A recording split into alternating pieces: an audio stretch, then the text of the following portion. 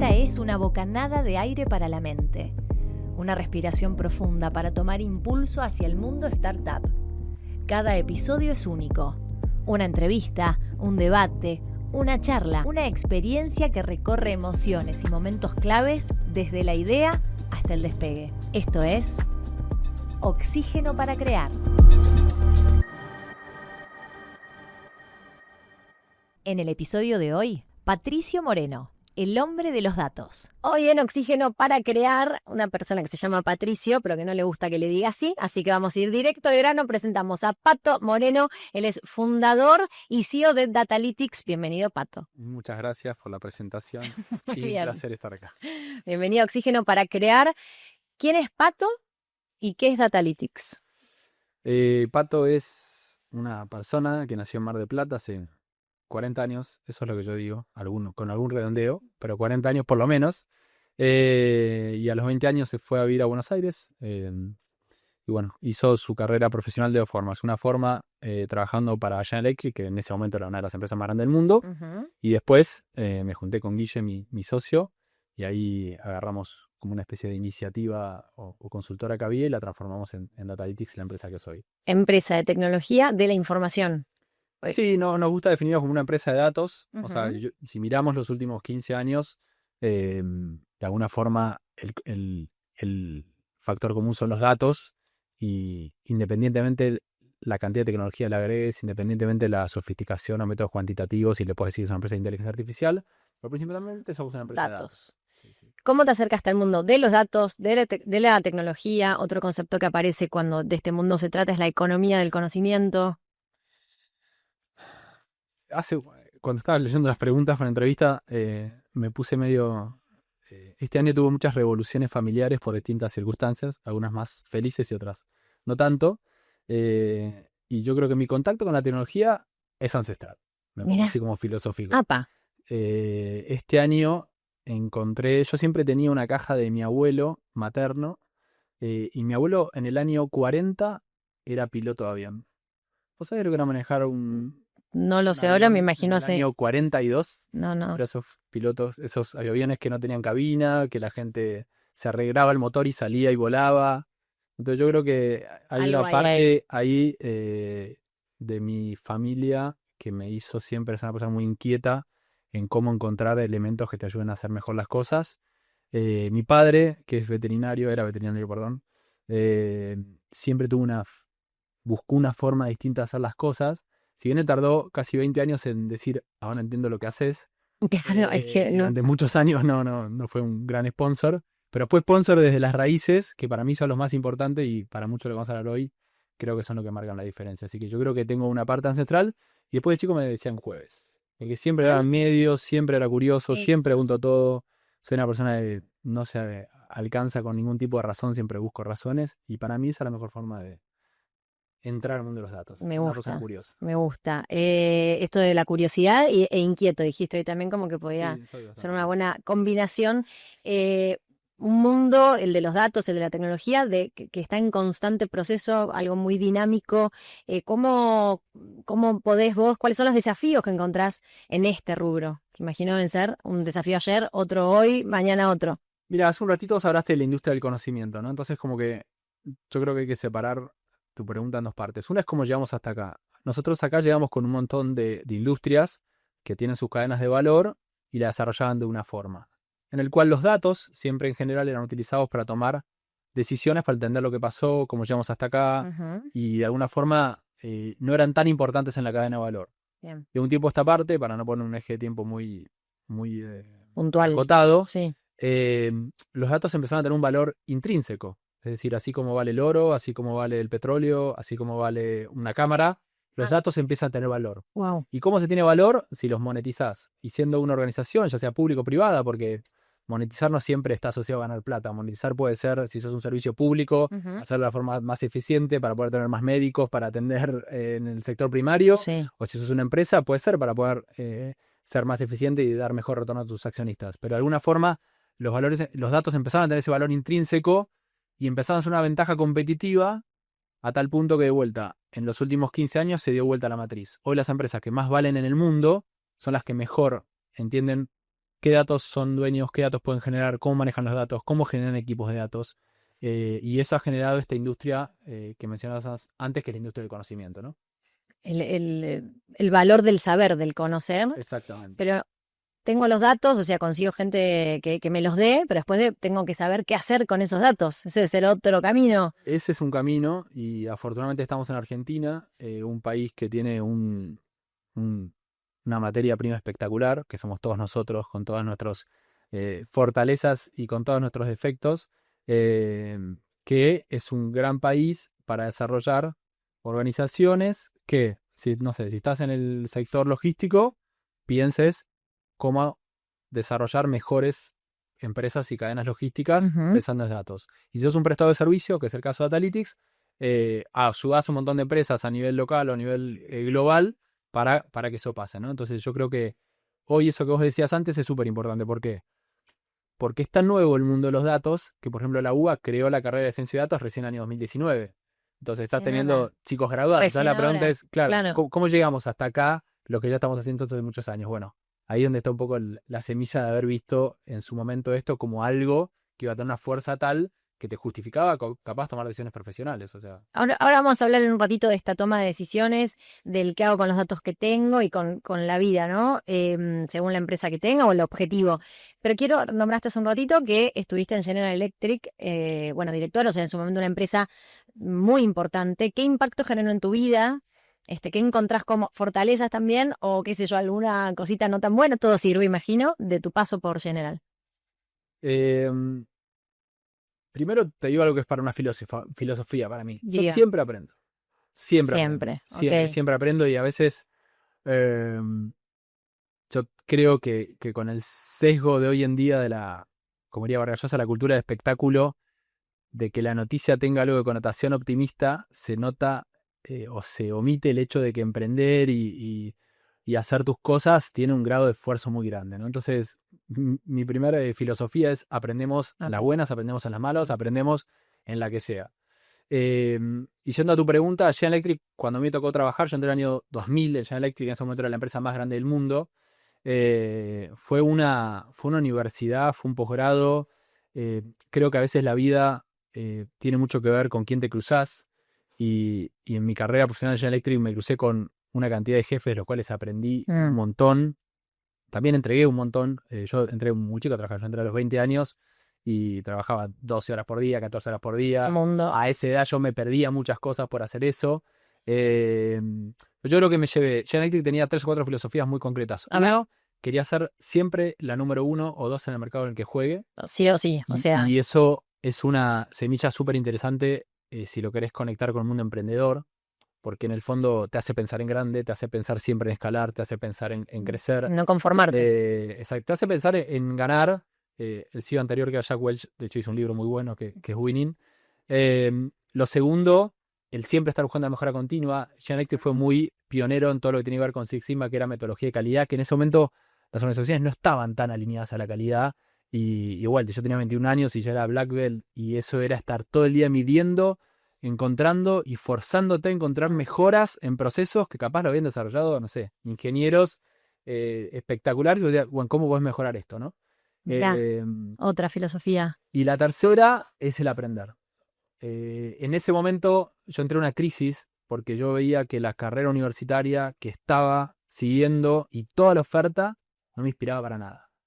¿Qué estudiabas? Administración de empresas. Bien. Y por esas cosas de la vida, que de vuelta por sí todo es aprender, que fue la crisis de Argentina en 2001, vinieron de General Electric gente de Australia, gente de Chile, gente de Estados Unidos, y a mí en ese momento me empezaron a enseñar a diseñar algoritmos de inteligencia artificial.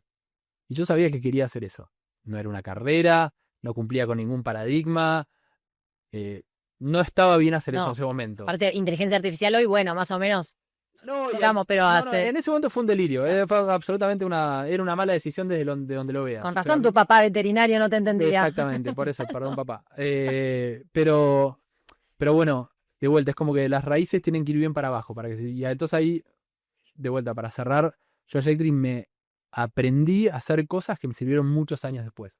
Yo creo que hoy en día, de vuelta, hay como una ansiedad con Bueno, me hago un curso de Python, soy científico de datos. Me hago un curso de emprendedurismo, soy Como lo emprendedor. instantáneo, ¿no? La Claro, era de la y creo que, instantaneidad. creo que el desarrollar cosas genuinas lleva su tiempo. Ok, pero el Pato de ese entonces no era que usted decía, bueno, en unos años me va a servir. Imagino que, o no sé, lo viste No, después con, tenía con 21 el años, diario era del bastante lunes. inconsciente de lo que estaba haciendo, ¿no? Claro, Que creo que es parte de los aprendizajes de la vida, ¿no? No siempre estar pensando que ya en todo va el a salir bien. resultado. O sea, me causaba gracia porque yo tenía amigos que trabajaban en corporaciones y como que veían su carrera a 25 años y yo les decía, no me cierra. No, pero en las corporaciones se crece así.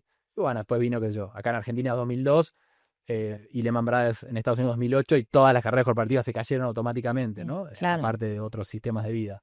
Entonces, creo que no siempre uno puede ver lo que va a pasar, ¿no? Y para mí de vuelta eso fue aprendizaje.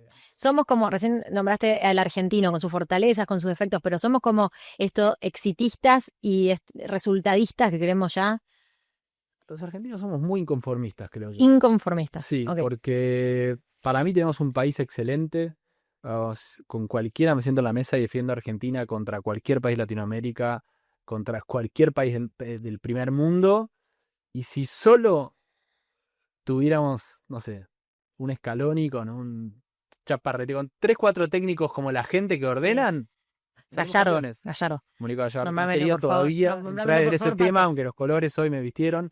La Argentina es un país muy rico en recursos, en economía, en montones, pero nos falta una visión de equipo. Pero hablando del mundo emprendedor y demás, ¿el inconformismo lo tomás como defecto o como virtud? No, virtud absoluta. Virtud, ah, Virtud ok. absoluta. Hay Cierto, un no me libro, acuerdo. eso que es espectacular, que los Sí. originales de Adam Grant, que para mí hay una frase, Bernard Shaw creo que, si me equivoco la cita, perdón, que él habla que el progreso depende de la gente irracional, porque si no, te adaptás. Si vos crees, uy, esto está funcionando Ya bien está. y no hay mejor forma No de ves esa hacerlo, mejora continua. no, entonces, de vuelta, por eso es como, uy, esto cómo lo puedo hacer mejor, cómo lo puedo hacer distinto. ¿Qué pasa si viene alguien de afuera y qué sé yo, siempre pienso, y un día estaban todos los señores que sentados en su taxi y apareció Uber. Ujú. Y ahora, hace poco estuve en San Francisco, el colegio de inteligencia artificial más grande del mundo, y los Uber no tienen conductor. Se llama Winco. ¿Y Y quién son te son autos que te llevan igual que Uber, solo que no hay nadie manejando. Pues no puedo charlar con nadie, Pato. Sí, puedes charlar con... Por teléfono con Claro, alguien, claro. exactamente. Y Bien. entonces siempre hay una innovación distinta. Y un día vos tomabas café y qué sé yo, y un día aparece una maquinita que te hace un café y bueno, y pasará con el mate, qué sé yo, acá Misiones, no sé. O sea, siempre hay una forma distinta de hacer las cosas. Y yo creo que ese inconformismo, por un lado, siempre fue visto como algo excepcional, pero ahora que los ciclos de los productos y las tecnologías se achicaron tanto, pasa un requisito básico. ¿Qué producto o servicio vos me podés decir hoy que dentro de 3 años va a ser igual? Todo va a cambiar. La forma de consumir, la Todo. forma de producirlo, la forma No, y nosotros de comunicar Exactamente. los medios y demás. Acá estamos. Sí, señor. No sé. Dijo una vez un chico que conozco, el progreso depende de la gente irracional. Recién hablaste también Sí, sí. de lo importante de ser irracional. ¿Qué implica ser irracional? Hay un libro muy bueno que se llama Antifrágil. De hecho, es una trilogía, son 3 libros de Taleb. Y el concepto antifrágil es, que tiene mucho que ver con lo que hablamos antes, es, a todos nos gustaría que sepamos qué va a pasar. Y que las cosas sean así, nos encantaría, pero no son así. Entonces vos te sentás con un cliente y te dices, bueno, ¿cuánto voy a vender? Uy, yo quiero vender esto, pero no vas a vender eso, vas a vender un poco más, o capaz metes un hit y vas a vender muchísimo más, o capaz vendes un poco menos, o aparece un competidor. Y esto, conectando el inconformismo con el libro de Taleb, que es muy bueno, hay que ser más plástico. Flexible. Y hay que ser más plástico, ¿qué significa? ¿Que hay que ser menos riguroso? No, olvídate. Nosotros hacemos proyectos para, no sé, ahora implementamos un proyecto de inteligencia artificial que va a ser presentado a Satya Nadella, el número 1 del mundo de Microsoft, donde agarramos 5 millones de datos del mapa del genoma humano y lo cruzamos con 5 millones de historias clínicas en los últimos 20 años para asistir a genetistas y médicos especialistas. Es re riguroso lo que estamos haciendo. Ahora, cuando nos llamaron la primera vez para ese proyecto, hoy tenemos esta idea, ¿qué le teníamos que decir? Che, no, hay que decir, uy, ¿esto cómo lo hago? Claro. Y cómo lo hago y cómo aprendo, y si me sale mal la primera, me sale bien la segunda, y así voy aprendiendo, ¿no? Entonces yo creo que hoy en día creo que pasa eso. Hoy uno cree que el inconformismo o la plasticidad están asociados con no ser riguroso. Y no, No yo va creo por que hay ahí. que ser riguroso, pero no por eso no ser plástico y no estar, digamos, inconforme respecto a cómo ves las cosas. Y para mí, flexibilidad y adaptabilidad, ¿no? Sí. Son también que sí o sí lo tenemos que Sí, tener. que de vuelta, yendo a tu pregunta anterior de Argentina, Eso. es una habilidad que tenemos sobreentrenada. Eso, quizás, el que argentino es faría muy así. un poquito, pero el mundo está igual. Vos mirás los tipos de cambio, no sé, de países que solían ser más estándares como, no sé, Colombia, Chile, Estados Unidos, que tuvo inflación, que tiene desempleo. Hoy Estados Unidos tiene una pobreza tremenda, tiene hipotecas carísimas. Entonces, Pero viste que pasó como el argentino, que lo miramos por tele y decimos, ¿de qué se quejan? Acá, papá, ya pasó eso y ya sabe cómo no, hacerlo. pero por eso para mí es como en esto de está el país de los que dicen, el país de los que hacen. Es como que Argentina tiene mucho de reflexionar cómo hacer las cosas mejor. Ahora, recursos tenemos un montón.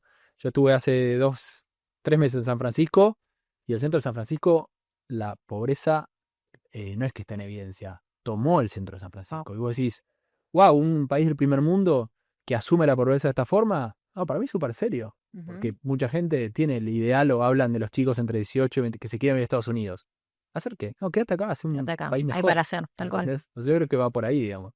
Estamos en la era de la información. Bueno, no sé si es la era, pero en un momento, ¿no hay un poco de sobreinformación? Sí, un montón.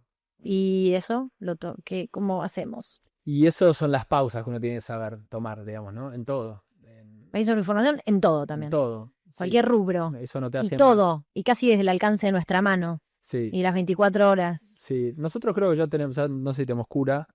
Ahí lo que más me preocupa para mí son, bueno, no sé, yo tengo una hija que va a cumplir 14 años y entra, por ejemplo, a la edad de la adolescencia con una cantidad de información, una cantidad de hipercomunicación posible, una cantidad de impactos que nadie sabe cómo manejarlo. Entonces, yo creo que es un tema a considerar, que hay que administrarlo, pero hoy las organizaciones a veces les pasa que como que están en los dos extremos. O no están acostumbradas a tener información o de golpe ¿no? Se sobre, como decís vos, se infoxican. No me gustaba decir a mí hace un tiempo. Está muy bueno. Y yo creo que hay una frase que es muy buena, que es correlación implica causalidad, que nos damos en nuestro curso de ciencia de datos. La gente que no sabe analizar tan bien empieza a decir, mirá, como subió la temperatura, mañana voy a vender más helados y no vendiste helados y se te pudrieron todos los helados, ¿no? Entonces creo que hay que saber, ahí hay que saber para pasar la pelota. Dame la frase de vuelta. Correlación implica causalidad. Ok. Sí. O sea, hay mucha sobreinformación. Y para mí, la carga mental también que genera eso, ¿no? Sí. ¿Cómo te llevas? ¿Parás en algún ratito esa pausa que dijiste? Sí, acá en Posadas paro mucho. Bien. Acá, hoy salí a correr para Costanera de Posadas y la pasé muy bien. En casa me gusta ir al gimnasio o ir a caminar por el río. Pero al Malal, me gusta parar. Bien. O sea, pero de de verdad es necesario eso, obligarse a la hoy, pausa. Las personas que su trabajo es estar, lo que hablábamos antes, creando en equipo, trabajando de la forma que sea, donde su recurso es tu cerebro, cuídalo. Es como que el valor del ocio y la oxigenación. Mira que centro acá a todo este grupo de creativos que inventó esto. Es fundamental. O sea, y de verdad que es súper importante. El libro ese que te mencioné antes, que es Originales, hablaba de lo que es la procrastinación, ¿no? Que es cuando decís, uy, tengo este problema dando vueltas, y hay veces que la gente naturalmente la tira afuera o la deja ahí esperando. Pero hay veces que no, vos tenés que dejar un problema y tirarlo y decir, uy, ¿qué hago con esto, no? Y para mí eso es súper valioso. De hecho, este año, en mi forma de trabajar, le dediqué un montón de tiempo a eso, a decir, uy, tengo esta idea. Por ejemplo, este año hicimos una actividad que cruzamos a un grupo de profesionales muy, muy prestigioso de la Argentina con data y una charla que yo de inteligencia artificial y un artista plástico que es un tipo de otra galaxia. Y yo les dije, les voy a hablar de datos, inteligencia artificial y arte. Y todos me dijeron, ok, Pato, confiamos en vos. Para crear ese evento, para que tenga una sustancia y que tenga un contenido y que la gente entienda que esta plasticidad hay que entrenarla, que la creatividad no sale de la nada, fue como muchas iteraciones de eso, ¿no? De golpe, Guille, que es mi socio, mandaba un audio y yo escribía algo y se lo mandaba a Felipe Jiménez, que es el artista, y Felipe me contestaba otro audio de 5 minutos. Y la experiencia salió espectacular. Todo ese proceso, claro. Y terminamos encontrando el hilo, el guión y la justificación pero no es que sale porque nos sentamos en una reunión, 4 personas, 1 hora y media agenda y va a salir. Entonces yo creo que hoy que vamos en industria de conocimiento, las ideas diferenciales salen mucho de los espacios creativos y los espacios que uno se... Cuando hablamos de datos, yo imagino como números, ¿no? O gráficos de barras, de torta, de qué sé yo, porcentajes, y me da como un mundo más frío, si se quiere, como datos fríos. Hay que tomar decisiones con esos datos. En la toma de decisiones, y como seres humanos racionales y emocionales, están las emociones. ¿Qué rol juegan las emociones? Y ahí la importancia de que no nos van a poder reemplazar, no vamos a poder reemplazar todo, ¿no? Porque en la toma de decisiones la emoción, imagino, debe pesar. No somos fríos, lo No primero que yo tengo que hacer, solo tomamos decisiones basadas en datos. Mira, empiezo desde cómo hacemos las cosas en data, que es de lo que mejor puedo hablar. Después son opiniones. En data está Bárbara, está Ana, está Martina, está Bianca ahora, está Laura, que son el equipo de talento de data, está Lucas también, que hace 4 años ya creo, desarrollamos toda una carrera, te diría, si yo le digo habilidades esenciales, pues la gente le dice habilidades básicas, ¿no? Y para mí no son básicas, son esenciales. Claro. Hay una sutil diferencia. Seguro. Donde nosotros, a una persona va a trabajar en data desarrollando un algoritmo o desarrollando el proceso de ingeniería de datos más complejo que te puedas imaginar. Nosotros realmente trabajamos para clientes muy complejos y les enseñamos comunicación, les enseñamos a escucharse a uno mismo, les damos espacios para que entiendan qué y cómo se sienten en el desafío de aprender, aparte de su carrera técnica, vos ahí tenés todo un equipo de data arquitectura que es es como lo obvio, lo frío, lo que decís vos. Sí. Pero para nosotros hoy, cualquier proyecto que vayas a hacer, si no lo conectás, si no le das vida, si no le das sustancia o si no le das sangre, no va a fallar. Y creo que si algo por lo cual es reconocido data es por la calidad humana de las personas que trabajan en los proyectos. Después, si es para hacer un tablero gráfico, o si es para tomarse una decisión, o es para hacer un algoritmo de lo que fuera, tiene que ver con el propósito. Pero para nosotros es esencial que las personas se conozcan a sí mismas para poder desarrollar un proyecto y una carrera profesional. Bien, pero lo llevo a, no sé, a emprendedores que nos pueden estar escuchando y demás. Esto de manejar la ansiedad, los miedos, digo, toda esa cosa, con todos estos datos que tengo y el avance de todo, ¿no? Imagino esto del conocerse, ¿no es cierto? Clave. Hoy- ¿Suspiro? No, porque la verdad es que hay que aprender a convivir con ciertas dualidades. Vos, si vas a ser emprendedor, ¿qué tenés que ser? ¿Inconsciente? Un poquito. Poquito. ¿Temeroso? Bueno, el miedo a veces te levanta Sí, alertas, sí, digamos, no le pedís plata a demasiada gente que después no se las a poder devolver, No, un claro. montón de cosas. Pero también hay que ser optimista. También hay que creer en lo que vos crees que es una solución, que capaz no la ves ahora, no la ves en 2 meses, no la ves en 6 meses, pero va a ser, digamos, ¿no?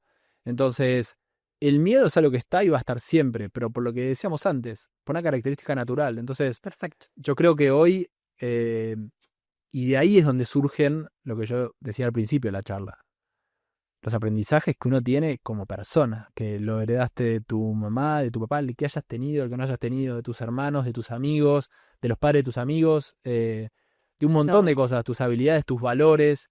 Eso hace la diferencia. O sea, nosotros somos una empresa que siempre privilegió a las personas, la ética, la honestidad, y eso es como que nunca se dudó.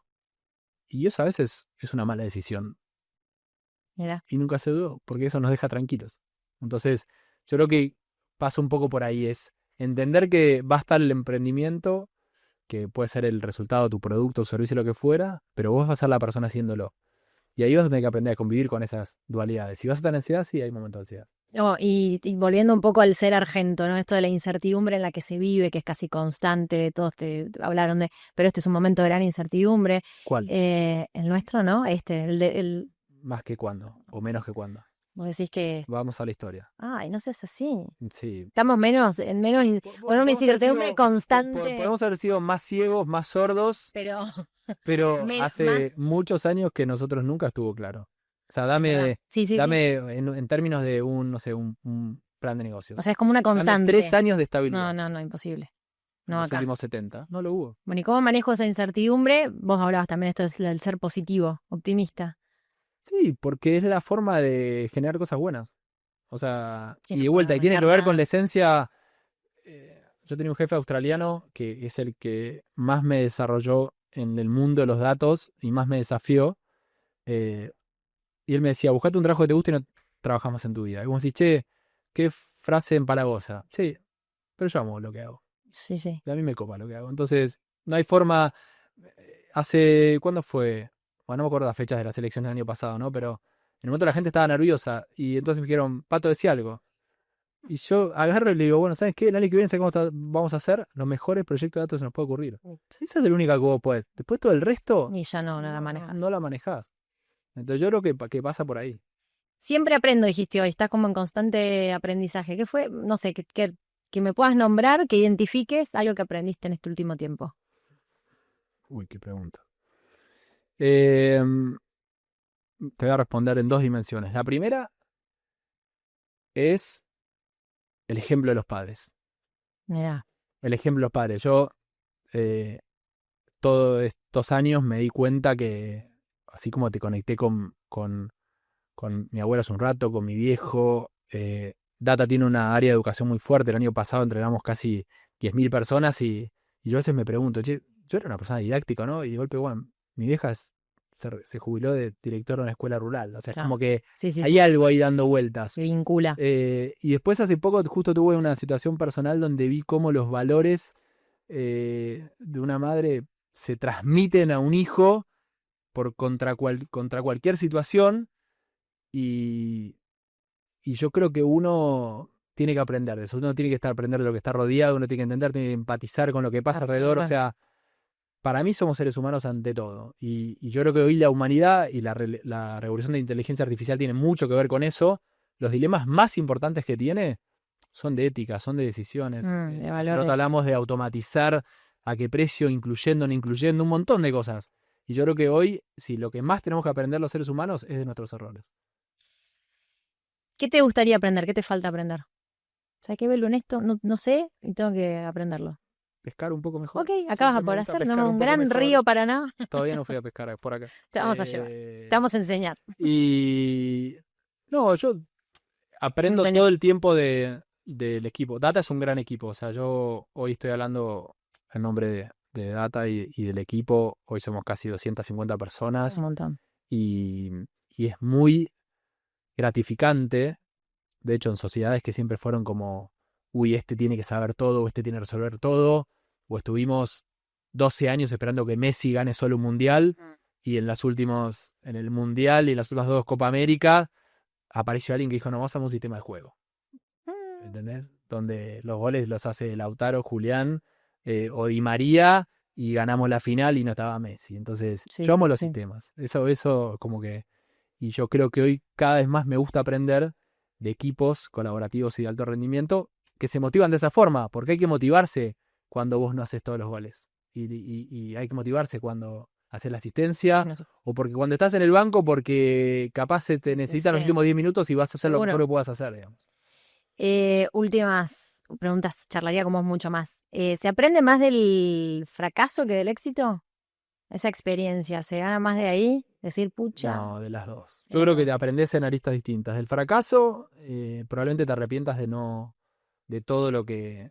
A nosotros, obviamente, en muchos años de empresa, eh, si yo tengo que contarte que las charlas íntimas con Guille, de cuando salíamos de una mala, yo le dije, ¿sabes qué? Me arrepiento de todas las decisiones que estaba convencido y por miedo no tomé. Yo a partir de ahora muero con las botas puestas. Es como que eso por un lado. Y en el éxito, no sé, como todos los seres humanos, no te la tenés que creer. Los éxitos van y vienen, y los fracasos van y vienen. Así que yo creo que pasa por ahí. Bien. ¿Cuál es tu momento de oxigenarte? Bueno, momento de respirar. Hoy hablaste un poco, ¿no? Del, qué sé yo, imagino naturaleza, hablaste de caminar, ejercicio. Sí, yo tengo, si querés, como decíamos antes, momentos o lugares. A mí me gusta mucho trabajar caminando. Yo ayer tenía una reunión y me puse los auriculares y salí, caminé por el río y era un momento espectacular. Lo mismo hago en Buenos Aires. Fue casi literal al nombre de nuestro podcast. Oxígeno para crear. Total, O sea, mientras te puedo mostrar la foto para que la veas. Y eso mismo hacemos en Buenos Aires. A veces yo con Rodrigo, que eres la persona responsable de toda la estrategia de nuevos clientes, de nuevos negocios. Che, no va a ser un tema y nos vamos a caminar y capaz caminamos 6 kilómetros, o con Silvana, que es la gente de administración, lo mismo, estamos hablando de impuestos, pero caminando por Tomadero o por donde Oxigenándose. fuera. Y después las sociales para mí es todo, ¿no? O sea, mi familia, mis hijos, mi mujer, mi entorno, o sea, es como que eso te da una energía distinta, digamos, ¿no? Bien. Y después para mí lo más importante y que nos distingue a los argentinos son los amigos. Ahí somos amigueros. Ahí nos volvemos, sí, ahí nos nutrimos de otra forma. Pensé que me ibas a decir que ir a la cancha, a ver arriba. Lo que pasa es que eso no sé si me oxigena, porque lo vi con tensión, claro. O sea, cuando salgo de la cancha capaz, pero en la cancha... Pero bueno, eso es un programa divino. Un gustito. Pato, gracias. Gracias por tu tiempo, por tu charla, por compartir lo que sabes y lo que aprendes. Un placer para nosotros escuchar. No, muchas gracias por la invitación y felicitaciones por este espacio y todo lo que están acá. Bien. Dando vuelta que son un Un montón. Gracias, Pato. ¿Sí? Ahí está. Pato Moreno, Datalytics, en este Oxígeno para Crear.